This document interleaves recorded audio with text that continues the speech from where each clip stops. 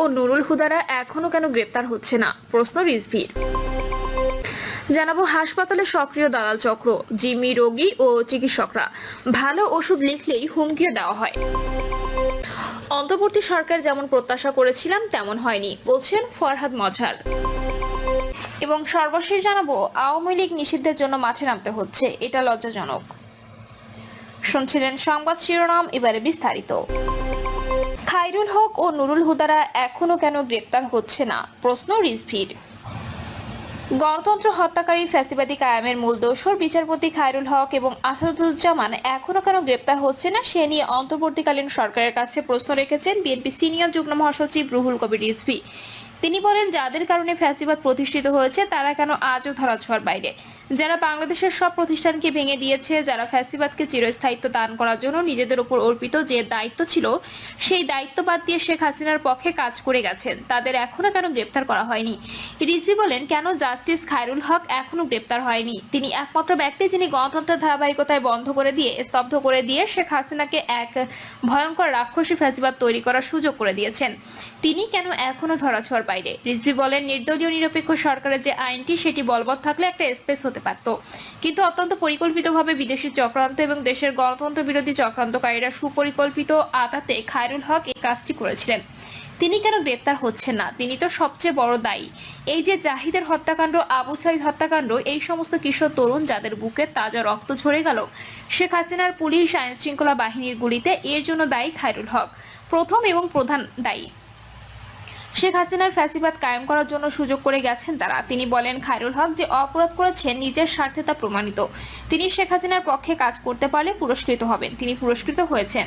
Chief জাস্টিসের মতো পদ থেকেও ছোট পদে থাকার জন্য আইন কমিশনের চেয়ারম্যান হয়েছেন। তার চিকিৎসার জন্য শেখ হাসিনার কাছ থেকে প্রধানমন্ত্রীর ফান্ড থেকে 10 লাখ টাকা পেয়েছেন। যারা অবাধ সুষ্ঠু নির্বাচনকে ধ্বংস করার জন্য প্রচেষ্টা চালিয়ে গেছেন, সেই রকিবুল হুদা এখনো গ্রেপ্তার হয় না কেন, সেই প্রশ্ন তোলেন বিএনপি সিনিয়র যুগ্ম মহাসচিব। রিজভী বলেন, সেই সিরাই তো হচ্ছে গণতন্ত্র হত্যাকারী, নির্বাচন ধ্বংসকারী, ভোটার বাদ দিয়ে গরু ছাগলকে দিয়ে ভোট দিতে উদ্বুদ্ধ করেছেন। এই সমস্ত গণতন্ত্র বিনাশী অমানুষরা কি আজও গ্রেপ্তারের বাইরে থাকতে পারে? তিনি বলেন, আমাদের ক্রান্তিকাল এখনো শেষ হয়নি। মোটামুটি একটা স্বস্তির মধ্যে দিন যাপন করলো 60 লাখ বিএনপি নেতাকর্মীর নামে যে মামলা, সেই সব মামলা থেকে সবাই অব্যাহতি পায়নি। তার মধ্যেই আমরা আবার ফ্যাসিবাদের কণ্ঠের আওয়াজ শুনতে পাচ্ছি। এটা শুধু দুঃখজনকই নয়, বিপজ্জনক। আবার যদি কোনোভাবে ফ্যাসিবাদের আওয়াজ বাংলাদেশের মাটিতে ওঠে, তাহলে আমরা জাহিদের আত্মার কাছে কি জবাব দেব?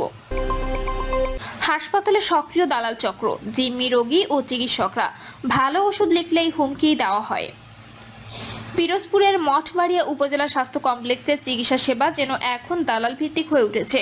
হাসপাতালের ভিতরে সক্রিয় একটি ওষুধ কোম্পানি দালাল চক্রের কারণে চিকিৎসকরা স্বাধীনভাবে ভালো ও মানসম্পন্ন ওষুধ লিখতে পারছেন না। এতে সাধারণ রোগীরা যেমন মানসম্পন্ন চিকিৎসা থেকে বঞ্চিত হচ্ছেন, তেমনি নানা হয়রানির শিকার হচ্ছেন। স্থানীয় একাধিক সূত্রে জানা গেছে, হাসপাতালের কতিপয় কর্মচারী এবং বাইরের একাধিক ওষুধ কোম্পানির দালাল একটি সংঘবদ্ধ চক্র গড়ে তুলেছে, যারা প্রভাব খাটিয়ে চিকিৎসকদের ওপর চাপ সৃষ্টি করে নির্দিষ্ট কোম্পানির ওষুধ লিখে নিচ্ছে।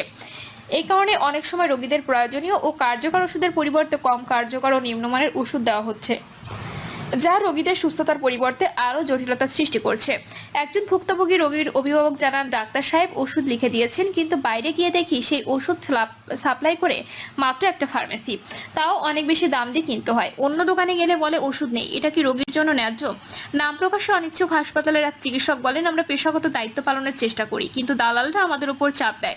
ভালো ওষুধ লিখলেই নানা কথা শুনতে হয়, এমনকি বদলি কিংবা চাকরি হারানোর হুমকিও দেওয়া হয়। স্থানীয় সুশীল সমাজ ও সচেতন নাগরিকরা দ্রুত প্রশাসনের দৃষ্টি আকর্ষণ করে দালাল চক্র নির্মূল ও স্বচ্ছ চিকিৎসা সেবা নিশ্চিত করার দাবি জানিয়েছেন। এ বিষয়ে উপজেলা স্বাস্থ্য ও পরিবার পরিকল্পনা কর্মকর্তার সঙ্গে যোগাযোগের চেষ্টা করা হলেও তাকে পাওয়া যায়নি। মঠবাড়িয়ার সাধারণ জনগণের প্রশ্ন, একটি সরকারি হাসপাতালে যদি এমন চিত্র বিরাজ করে, তবে তারা কোথায় যাবে চিকিৎসা পেতে? সংশ্লিষ্ট কর্তৃপক্ষ দ্রুত ব্যবস্থা না নিলে এ অনিয়ম আরো ভয়াবহ রূপ নিতে পারে। অন্তর্বর্তী সরকার যেমন প্রত্যাশা করেছিলাম তেমন হয়নি, বলছেন ফরহাদ মজহার। বর্তমান অন্তর্বর্তী সরকারের কাছে যেমন প্রত্যাশা করেছিলাম তেমন হয়নি বলে মন্তব্য করেছেন কবি ও রাষ্ট্রচিন্তক ফরহাদ মজহার। তিনি বলেন, গণঅভ্যুত্থানের পরে যে সরকার ক্ষমতা এসেছে আমরা মনে করি সেই সরকার আমরা যেমন করে প্রত্যাশা করেছিলাম তেমন করে হয়নি। গণঅভ্যুত্থানে তার যে পূর্ণ ক্ষমতা সম্পন্ন একটি সরকার দরকার ছিল সেটি আমরা পাইনি। না পাওয়ার ফলে আমরা অনেক কিছু নীতি নির্ধারণের ক্ষেত্রে এবং গণঅভ্যুত্থান জনগণকে সুফল পৌঁছে দেওয়ার ক্ষেত্রে অনেক ক্ষেত্রে ব্যর্থ হয়েছি। ফরহাদ মজহার বলেন, আমরা ডক্টর ইউনূসকে বলতে চাই তার যে সীমাবদ্ধতা এবং বাংলাদেশের রাজনীতির যে সীমাবদ্ধতা এটা আমরা বুঝতে পারি এবং আমরা তার সঙ্গে 100 ভাগ রয়েছি, কিন্তু কিছু কিছু কাজ তাকে অবিলম্বে শুরু করতে হবে। এইখানে আপনার কোনো রকম তালবাহানার সুযোগ নেই। তার মধ্যে একটি প্রধান বিষয় হচ্ছে পানি। বাংলাদেশের জনগণকে সুপেয় পানি নিশ্চিত করা এটা তার প্রথম একটা কর্তব্য, কারণ পানির সঙ্গে আমাদের জীবন রক্ষার সম্পর্ক জড়িত। তিনি বলেন, সরকারকে প্রথম কাজ করতে হবে জনগণের সুপেয় পানি নিশ্চিত করার।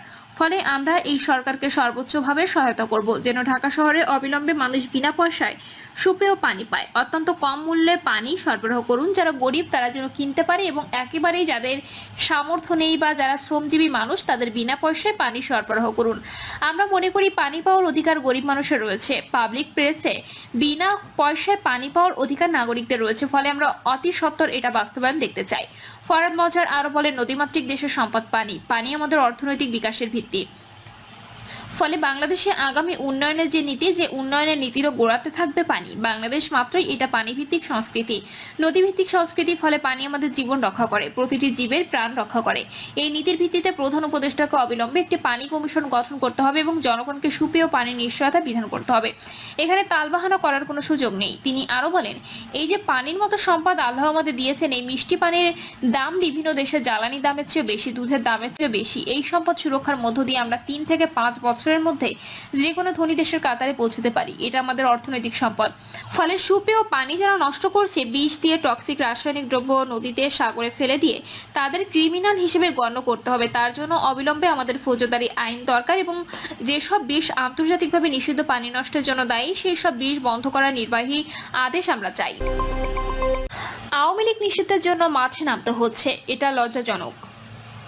জুলাই পিলখানা ও শাপলা গণহত্যার বিচার ও গণহত্যাকারী আওয়ামী লীগকে নিষিদ্ধের দাবিতে রাজধানীর শাহবাগে শহীদী সমাবেশ অনুষ্ঠিত হয়েছে। জুলাই অভ্যুত্থানে শহীদ ইমাম হাসানের ভাই রবিউল আওয়াল বলেন, এই সরকার ক্ষমতায় থাকা অবস্থায় কেন আমাদের রাস্তায় দৌড়াতে হবে? এখানে একটি প্রহসন চলছে। বাংলাদেশে সংস্কার হবে, নির্বাচন হবে, তবে তার আগে বিচার হওয়া লাগবে। সংস্কারের মূল বিষয় হওয়া উচিত বিচার। শহীদ সাইমের মা বলেন, যাত্রাবাড়িতে আমার ছেলেকে হত্যা করা হয়। আমার ছেলের কি দোষ? সে আন্দোলন করতে নেমেছিল, তার হাতে কোনো অস্ত্র ছিল না। বলতে বলতে কান্নায় ভেঙে পড়েন তিনি আরো বলেন, আমার বুকটা শূন্য করে দিয়েছে, আমার সোনার ছেলেটাকে হত্যা করছে। ঈদ গেল, আমি ঈদ করতে পারি নাই, আমাদের বুকে রক্তক্ষরণ হয়, আমার ছেলের হত্যার বিচার পাই নাই। এই স্বৈরাচার হাসিনাকে যেন দেশে এনে ফাঁসি দেওয়া হয়, আওয়ামী লীগ যেন আর না আসে, তাদের নিষিদ্ধ চাই। এটাই আমাদের আকুতি, আমাদের যে কষ্ট, আমার ছেলে নাই, কখন আমার ছেলের বিচার পাবো? প্রিয় দর্শক, এই ছিল এখনকার সর্বশেষ সংবাদ। আপডেট সব সংবাদ পেতে চ্যানেলটি সাবস্ক্রাইব করে